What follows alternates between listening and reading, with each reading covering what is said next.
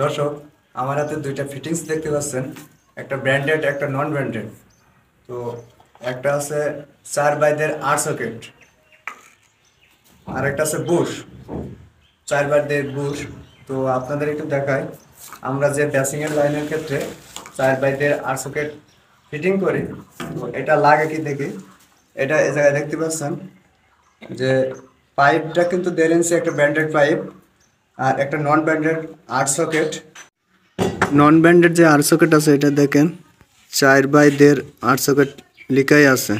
তা পাইপ আর যে আর সকেটের মাথা প্রায় সেম, পাইপটা এটার ভিতরে ঢুকবে না।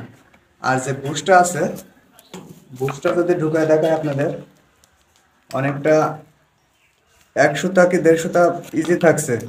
তো এটা যদি ফিটিং করা হয় অবশ্যই এটাতে পানি লিক করার সম্ভাবনা থাকে 100%। তো এগুলো কিনলে তো অবশ্যই টাকা খরচ হয়, ফিটিং করতে অনেক সমস্যা। বাড়িওয়ালা যারা কেনে তারা কিন্তু অবশ্যই ক্ষতিগ্রস্ত হয়।